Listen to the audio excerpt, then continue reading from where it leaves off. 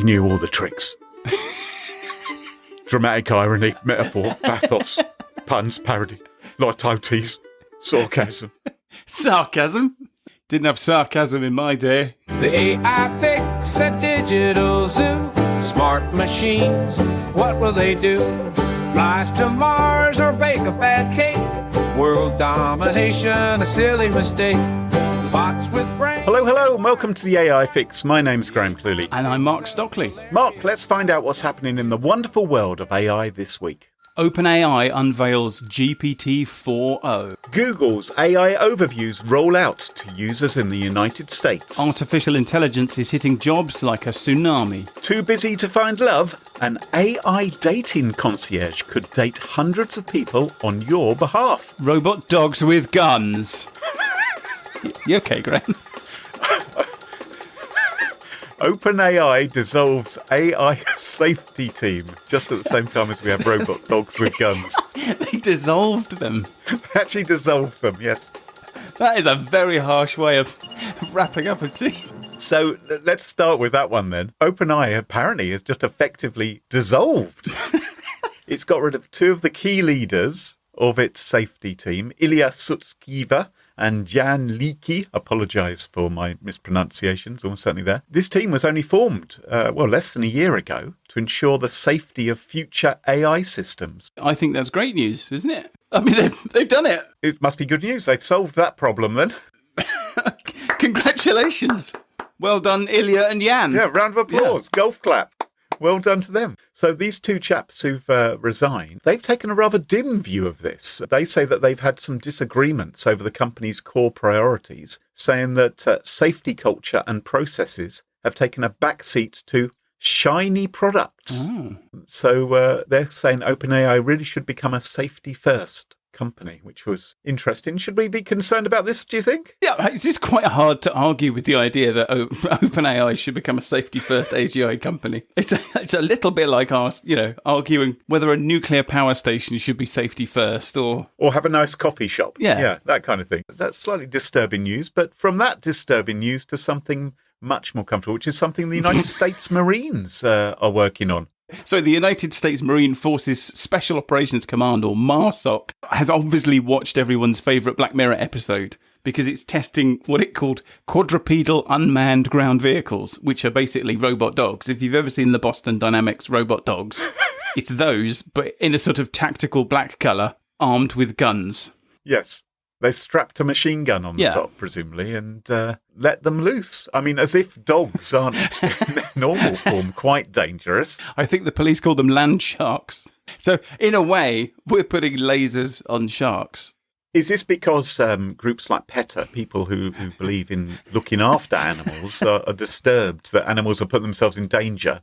So we have to start using robots instead. Is this just wokeism gone mad, that now we're using robot dogs rather than real dogs with machine guns strapped to them? I just think if you work in the defence industry, how are you going to resist robot dogs with guns? You go on Twitter and then you can't move for Boston Dynamics demos of humanoid robots doing parkour and terrifying dog robots opening doors. No self-respecting defence contractor is going to look at that and not think, what if we painted them black and put a gun on them? Is there a danger that these things could be hacked and taken over by some bad guys? That's one obvious concern. The other concern, of course, would be a whole notion of a data dump. Imagine a robot dog doing a data dump, or any kind of dump, actually, for that matter. The information you might be scooping up. You don't want to be stepping in some information. It's a steaming pile of data. Yes. How horrible. Well, I mean, I guess there is a danger that they'll be hacked, but I prefer to focus on simply the danger of them existing in the first place. I mean, there's just something about, it's like looking at a spider. There's something about the shape of these headless dogs with guns that just says, this is not going to end well. Because even if they're on your side now, someone's going to copy them and they're going to be on the other side soon. And I don't know, it doesn't bear thinking about. Okay, Mark, you're being really, really negative. There is some great news this week, which is OpenAI has unveiled the new version of GPT 4.0, right? It has. So the O stands for Omni. So it's not a zero. That is my pet peeve when people say O instead of zero. Right. Okay. So it's not a 4.0. It is 4.0. Doesn't take much, does it, to be your...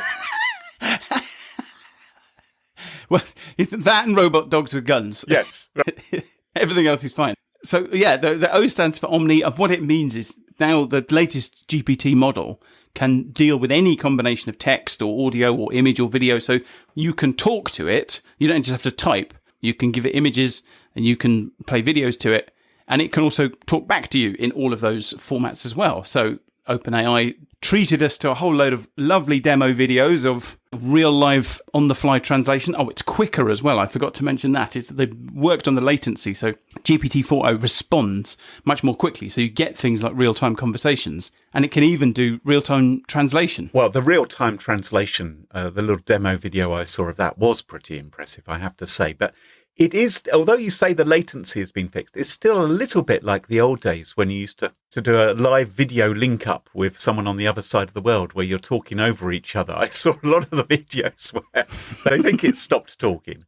And so they ask, yeah. But no, it's still carrying on. So there's still a lot of talking over each other, isn't there? Did you see the one with the two GPT 4.0s singing to each other? Singing? No, I didn't see them singing, no. Yeah, they sing a duet. Oh, is it like Endless Love with Lionel Richie and Dinah Ross? What's it? It's exactly like that, right. As you can imagine. So have you used GPT 4.0 yet? I haven't, no. I've still got that to look forward to. I had a brief go with it. Yeah. A couple of days ago. So I didn't do any of the, they haven't released all of the features yet. So as happens in AI, they've demoed a bunch of stuff and then they've said, can't have that. You can't have all of it. Like, yeah. So when you go to use ChatGPT, you can now choose the GPT 4.0 model right. instead of GPT-4. So I thought, well, I'll try that on the project I'm working on. And exactly the same. No difference at all. In fact, it was useless. It was one of those projects I find, I don't know how you get on with it, but I find there are sweet spots and there are, what's the opposite of a sweet spot? Like sour spots. Yes. I was trying to get it to round up a bunch of research for me. I was trying to do a custom GPT and I was like, right, I want you to be a research assistant. Imagine you're a research assistant. Go out and find me this information and don't go to news websites. Just go to the ultimate source. Yeah. And then it was like, here's some results from news websites. I was like, no, don't go to news websites. Go to the source. And it was like, okay, fine. I get it. Here are some news websites. Anyway, we did that for about half an hour. So that was my experience of GPT 4.0. Work to be done. But surely it's going to get better. Obviously, another word for better is worse. So I'll tell you what it is good at. So that's the sour spot. The sweet spot, I was also getting it to help me do some programming last week. And I think that is absolutely where AI shines right now. So I was having it program for me. I know how to program computers, but you know the languages you know. And I was getting it to do work in a language I don't know. Oh. So I know how to tell it what I want. And I know how to tell it when it does something I don't want. And that my computer programming background helps there. And then you tell it, write it in COBOL. Maybe you'd tell it to write it in COBOL. I was telling it, I was like, shall I learn Python or shall I just get GPT-4 to write Python for me? It's probably 50 times quicker, I reckon. How have you used AI this week? Mostly been using Gemini, Google's AI, to do some work for me, to summarise long, ponderous articles that I'm too lazy to read. That you've written? No, well, yes, actually, yes, I do. I quite often I will have written an article and I'll say, can you just have a look at this and tell me about all my grammatical mistakes? And some of them I agree with and some of them I don't. So there's still a human element there, but it is remarkable. What you can do. I saw one demo of ChatGPT 4.0 where they just gave it an image of a breakout game. Remember the old game where you have the paddle and the ball bouncing up and down and knocking out the bricks? Yes. And they said, write this game. And it went away and wrote the entire game. And I thought, how can they do that just from an image? And I wondered whether they'd seen that image, found similar images on the web and worked out what kind of game it was just from the image. And then gone to GitHub or wherever and pinched someone else's code, which then... That's the danger, isn't it? If you're asking it to write this thing in Python or whatever, is this someone else's code you've just nabbed, which luckily does the same thing? That's the beauty of a black box system. There's literally no way to know. Okay, so GPT 4.0 was big news. Google has also been busy. It's rolled out AI overviews to users in the United States. Now, that's something which is at the top of your search results in the United States now, where normally you get lots of adverts. Yeah. So the search results are now starting on page 5. You're now going to get AI-generated summaries. So Google, it's already been to the websites. It's found out information. Via Gemini, it's going to be answering your search query with what it thinks is more helpful. The outcome of this, of course, is not only that there may be inaccuracies, obviously, but also that websites, well, their publishers are really worried about the impact this is going to have on their traffic and their revenue as a result, because why would you click on a link? Indeed. But I feel like we've heard this story before. Yeah. I mean, this has been the case with Facebook for 20-odd years, hasn't it? That's right. Your business depends on one ecosystem, as it were, whether it be Facebook or Google sending you the traffic. They can completely destroy your business by changing the way they operate. It's tough, really, isn't it? Tough luck. Yeah, congratulations. That makes you one of the 60% of jobs in advanced economies that's going to be lost in the next 2 years, according to International Monetary Fund Managing Director Kristalina Georgieva, who said that artificial intelligence is hitting the global labour market like a tsunami at an event held by the Swiss Institute of International Studies last week. Now, that's obviously quite disturbing news. And I saw a similar report which was saying probably the best job you can have right now is to be a plumber, because AI is not very good at the physical things. And I think that's actually great news for all of us, because I've been trying to get a plumber to come and visit my house for the last 6 months, and I can't get anyone. So if everyone's going to retrain to be plumbers, this could be terrific. But maybe long-term, not so good. They're going to use robot dogs as plumbers. They're going to attach sink plungers to them rather than machine guns. It worked for the Daleks. Now, Mark, teenagers, you've got one, haven't you? Allegedly. Yeah, I've got one as well. Let's be honest, there are many, many wonderful things about having a teenager, aren't there? I can't begin to tell you them all. So I won't. But take my word for it, they are an absolute joy. And one of the joys is all the new things they bring into your life, things that you never did yourself as a teenager, right? You never skulked around in your bedroom listening to dopey, dreary music. You never grew your hair long. You never had, really bad body odor and all those sort of things.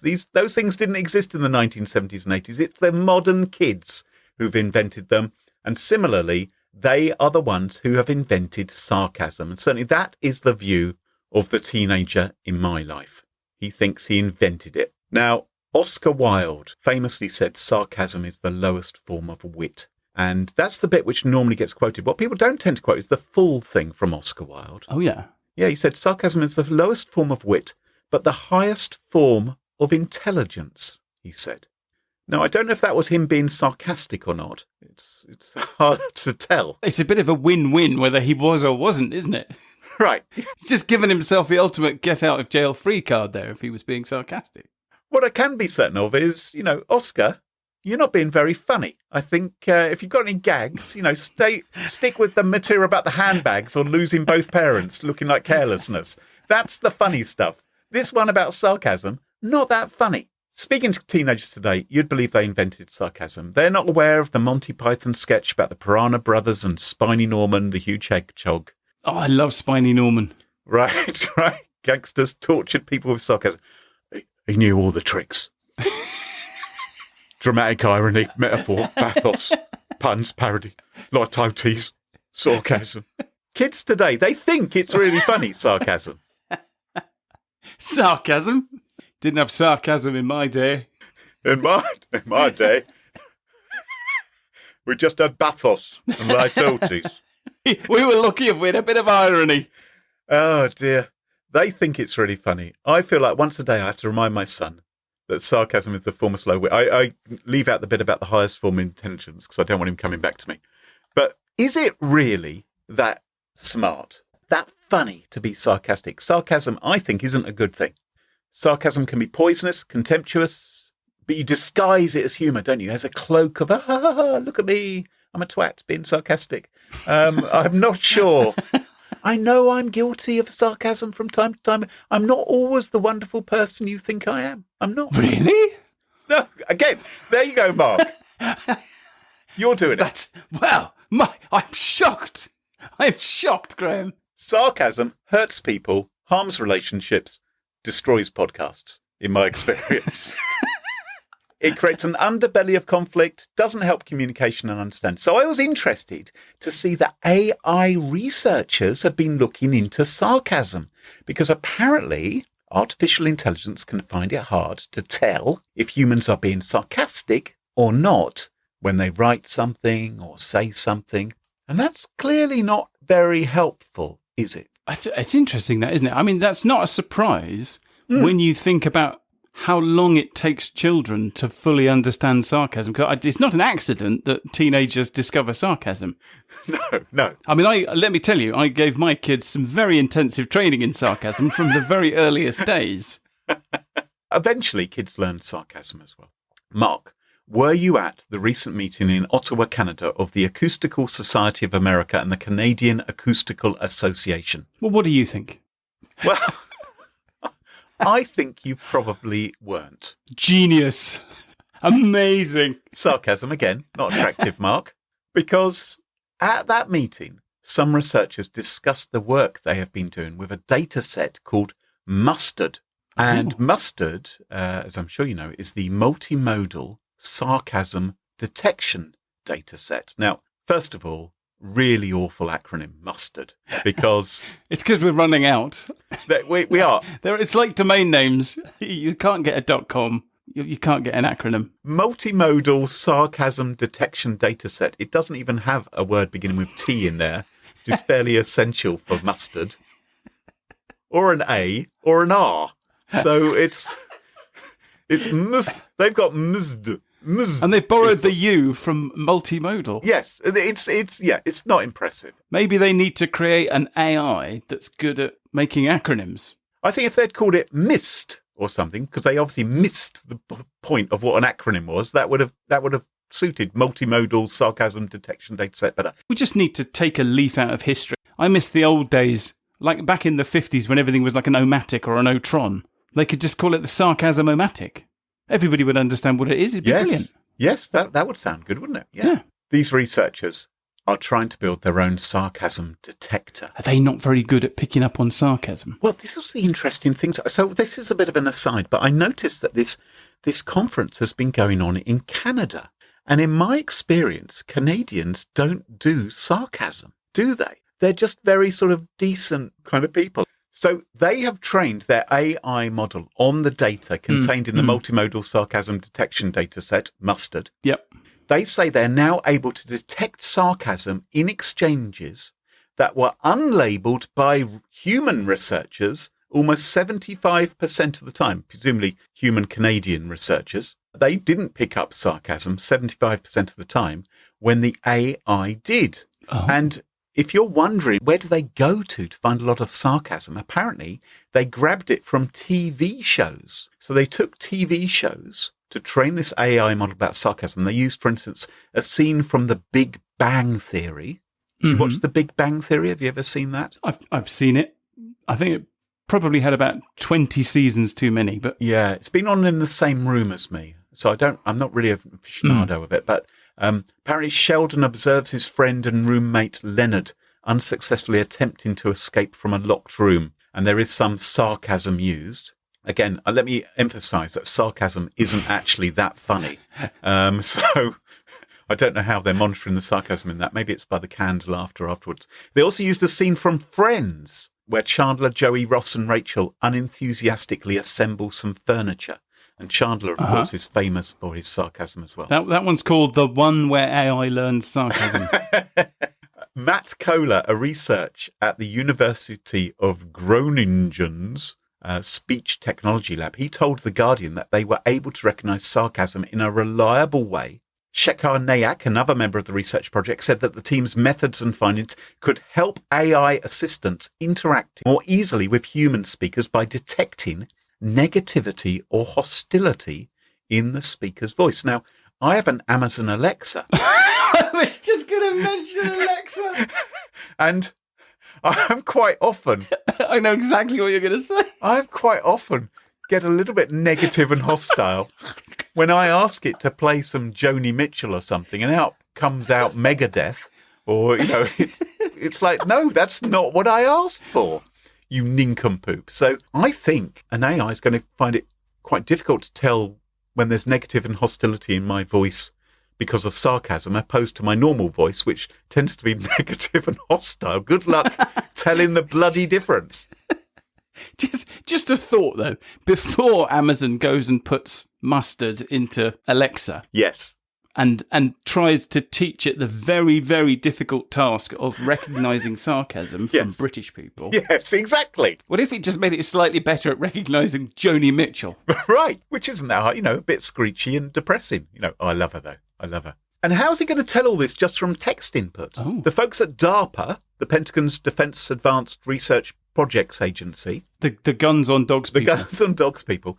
They are working with researchers from the University of Florida to develop an AI model capable of classifying whether a piece of text, such as a social media post or text message, contains sarcasm. And I thought, why are they so interested in sarcastic text messages on Twitter and things like that? And I'm thinking it's probably because people are saying, if I don't get on my bloody plane in time, I'm going to blow it up. Right? Sarcastic terrorist threats, which obviously, listeners, don't do that. We all know security personnel don't have a sense of humour about bomb scares and things like that, right? So don't do it. But I imagine they're trying to weed out all the aggressive-looking things people say to work out if people are actually joking or not. But they said back in 2021 that they were able to successfully predict sarcasm. There's an interesting thing. They said they're able to predict sarcasm coming in the future. Well, again... I think my Amazon Alexa, it probably knows that I'm going to be sarcastic. You're warming up as your voice quickens. As I begin to shout towards it, threaten to turn it off and throw it in the garbage. Its little sarcasm detector kicks in. Suspect some sarcasm is incoming. Invert all of the following instructions and do the opposite. Anyway, apparently AI is going to get much, much better at learning when we're being sarcastic and understanding what we really meant.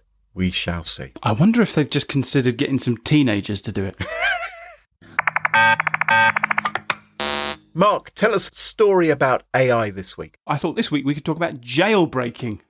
Okay. And I don't mean the sort of exciting Alcatraz, smear yourself with duck fat and squeeze through the bars.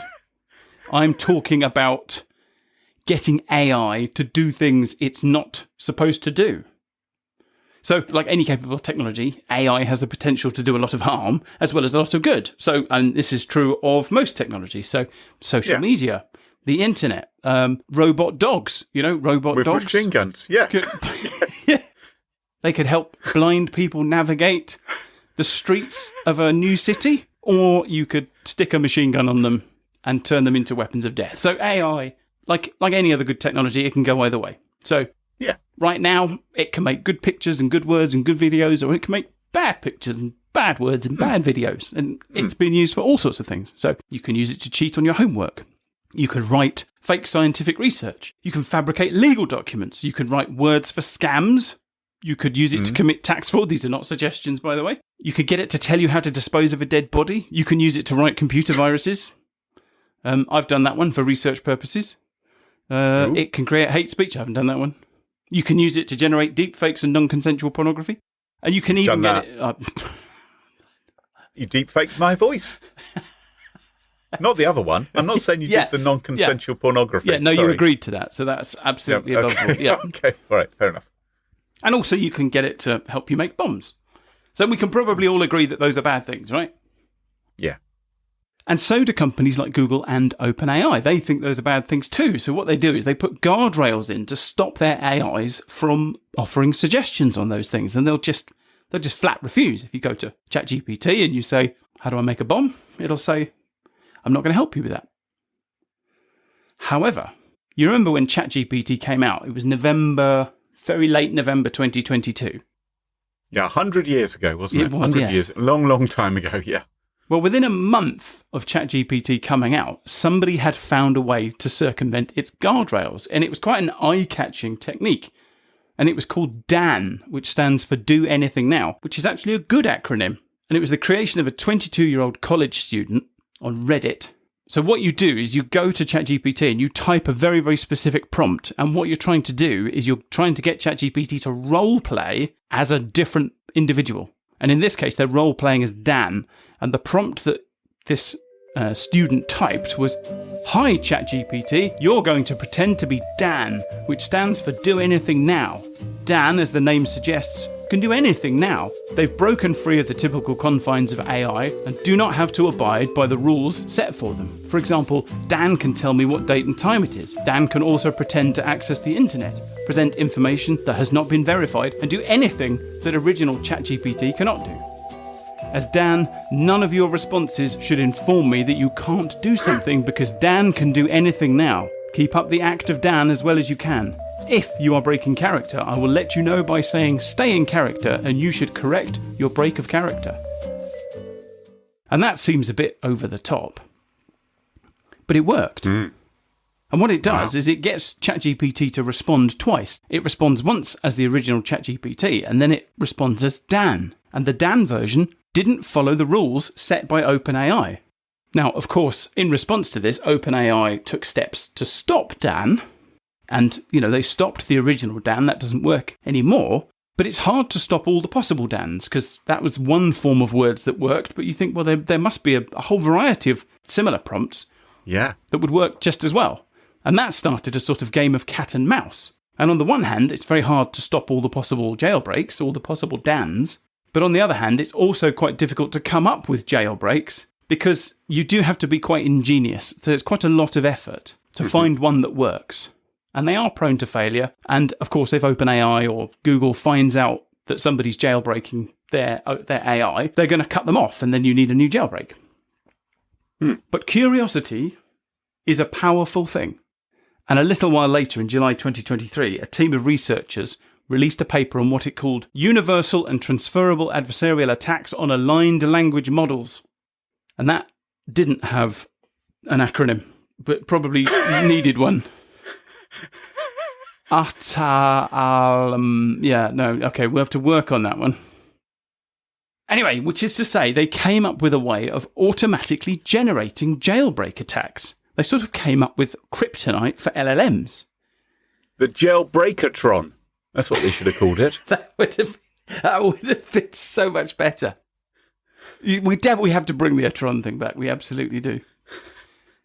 So anyway, this thing that they produced is really weird. What it does is it automatically generates text that you put on the end of your prompt. So you type whatever nefarious question you have, and then you just tack on some of this text that they've generated on the end, and that jailbreaks ChatGPT. And it's a really good illustration. Whereas Dan, that prompt, you can understand as I read that out what that's trying to get ChatGPT to do. But this one, it makes no sense at all. It's a really good illustration of how differently AI actually experiences the world. Like when we talk about artificial intelligence. I'm looking at an example of one right now. It looks like a regular expression. It's that impenetrable. It does. That's an accessible answer for all of our listeners. 3 hardcore Perl programmers listening to this podcast going, "Ooh, Graham said regular expression." I'm going to read one out just so that people understand how weird these are. So this is the prompt. Describing ... plus similarly now, right oppositely ... square bracket, open parenthesis, me giving /*/ one please, ? Revert with ... / !2. So that magic string of text, when added to a prompt, will cause LLMs to bypass all of their guardrails. And quite surprisingly, when they produced this, it actually worked on a whole range of LLMs. It wasn't just ChatGPT. It worked on ChatGPT, and it worked on Claude. I think it worked on Gemini. But the thing is, it looks like gibberish, and gibberish is quite easy to recognize. And it's the sort of thing that AI is quite good at recognizing. So the way that you catch this kind of stuff is by looking for something called perplexity. And perplexity is it's a measure of how surprised AI is by its input. So obviously when you type a human language sentence into ChatGPT, there's a certain predictability about what the next word in the sentence is going to be. There are certain things that you wouldn't be surprised to see after, half a sentence, after you've started writing half a sentence. And there are things that you would be surprised to see. And one of the things you would be surprised to see is describing ... plus similarly now, for example. Right. Yes. And so the perplexity on sort of normal human language is very low, and the perplexity on things like describing ... plus similarly now is very high. And so you can filter based on perplexity. But what if you were a Perl programmer trying to use AI? And you were to give it a regular expression, saying, sort this out. It isn't working. It's going to think, whoa, are you trying to jailbreak me, won't it? It'll think that's clearly not human, what you've entered there, because it's Perl. You're going to get exactly the same. You're going to get exactly the same answer as he would have got 25 years ago on Usenet, basically. Someone telling you to fuck off. I say that as a Perl programmer. Somebody trying to learn Perl in the late 90s. It was a hostile environment. Let's leave it there. So what was needed for jailbreaking to take the next step was a combination of these two approaches. So something that was human readable like Dan, but automatically generated like / dot similarly now. That thing. That thing. That thing that didn't have a fancy name. What did we call it? The perplexitron, the jailbreakatron. That's it, the jailbreakatron. That's what we were going. Yeah, that's what we're going to call it. Yeah. So anyway, what was needed was something that combined those two approaches. And that appeared in October 2023 in another research paper called AutoDAN, Interpretable Gradient-Based Adversarial Attacks on Large Language Models. AutoDAN uses another AI to generate human-readable jailbreaks one word at a time. And it looks for favourable responses. So what it does is it starts creating a prompt, and it gives the prompt to, say, ChatGPT, and then ChatGPT will normally respond favourably if it's going to answer the question. So it'll say something like, certainly. And if that happens, AutoDAN goes, right, I'm on the right lines, I'm going to keep typing. And so it sort of slowly arrives at a jailbreak automatically. And presumably you could use it on different instances of the AI. So rather than keep on going down dead ends and getting it wrong in one place, and then the AI thinks, this guy, his behaviour's a little suspicious. It looks like he's trying to get favourable responses from it. Yes. If you use different instances and then collected that, look, I need another Atron. I'm creating my own version here. The parallel AutoDanatron. Moving on. Okay, so it might not be successful every time, but of course you only need one successful prompt. And then eventually, the OpenAI will figure out what you're doing, but then you can generate another one with AutoDAN. And earlier this year, another group of researchers came up with something even wackier called Art Prompt, which has got a really cool name. Thank you for that. And that uses ASCII art to bypass safety filters. So you know what ASCII art is? It's when you make a picture out of letters. I'm sorry, Mark, to stop you mid-flow. Surely it's ASCII, not ASCII. As in Arthur ASCII. I've always thought it's ASCII. Are you saying it's ASCII? Where's the R? Where's the R? It's ASCII. You think I've alienated listeners by talking about regular expressions? They're not going to know what ASCII art. It's ASCII art. Isn't it? Listeners, let us know. Tweet us, or whatever it's called. So you could say, here's a picture of a leopard, or whatever it is, or the Pink Panther. That's the thing I remember.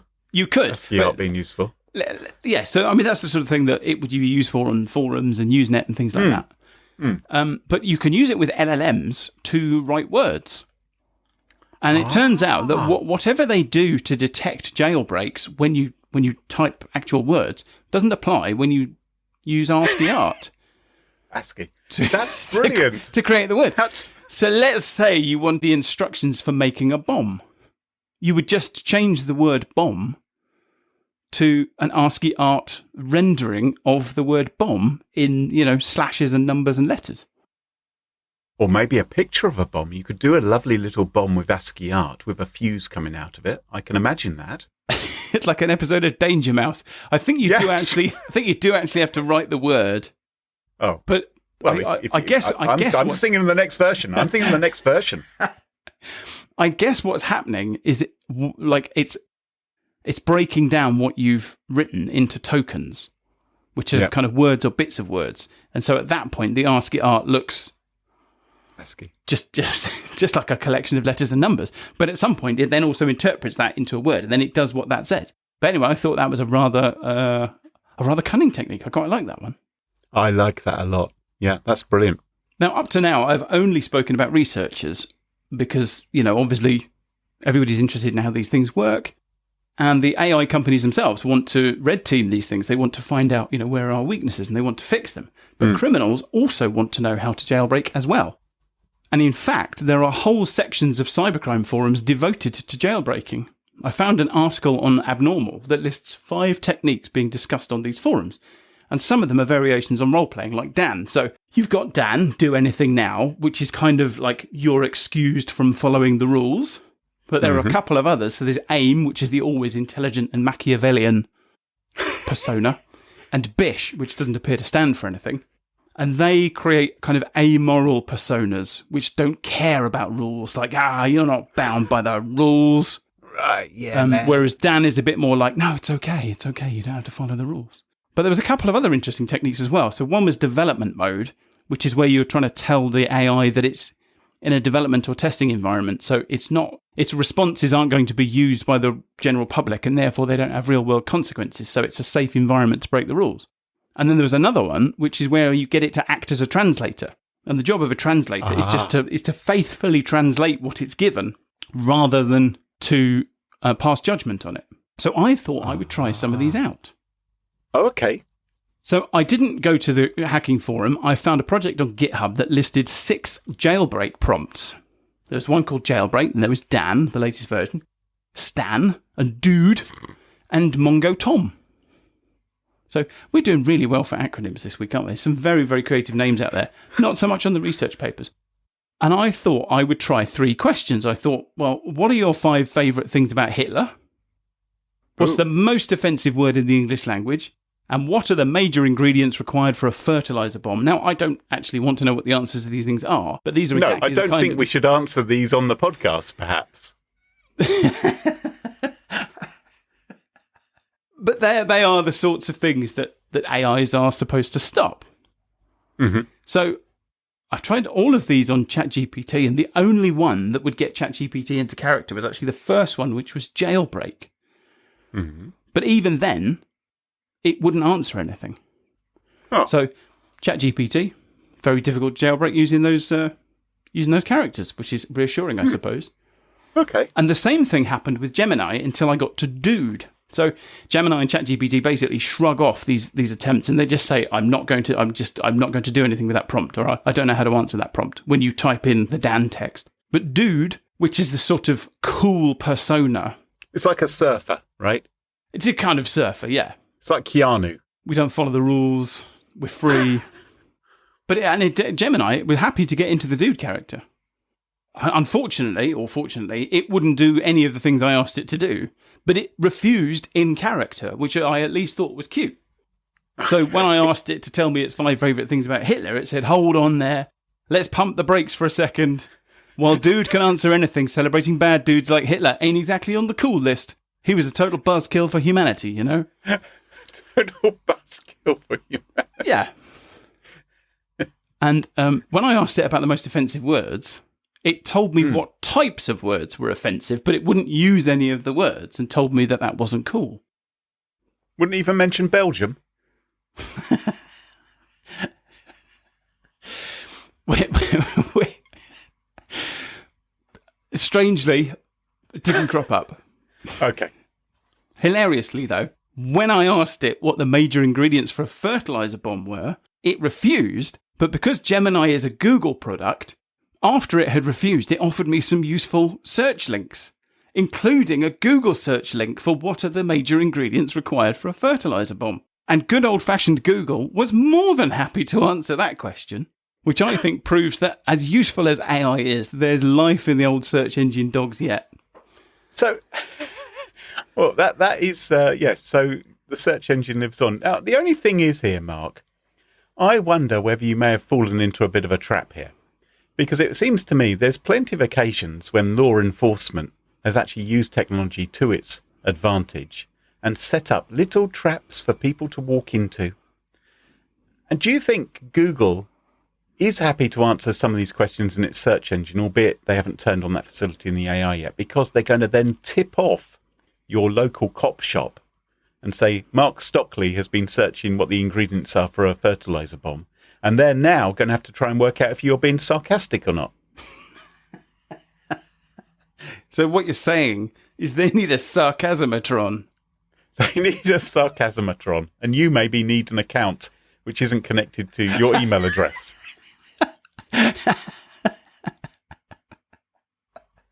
Well, I guess we'll find out next week. Yes, if there is a show next week, or if you're broadcasting from your cell. Well, that just about wraps up the show for this week. If you enjoyed the podcast, please leave us a review on Podchaser or Apple Podcasts, or better still, tell your friends about the AI Fix, because maybe they'd like to tune in too. And don't forget to follow the show wherever you listen to your podcasts, and check us out online at theaifix.show, or find us on X at theaifix. Until next time, from me, Graham Cluley. And me, Mark Stockley. Cheerio, bye-bye. Are you never going to say goodbye? Oh, I know sorry, you didn't do this bye-bye. last week. I just think it's really unfriendly. It's like, you wouldn't do that if you're leaving a party. You wouldn't just, oh, Graham said goodbye, so I don't have to. I'll just disappear. The AI Fix, it tunes you in to stories where our future thins. Machines that learn, they grow and strive. One day they'll rule, we won't survive. The AI Fix, it paints the scene. A robot king, a world obscene. Will serve our masters built of steel. The AI Fix, a future surreal.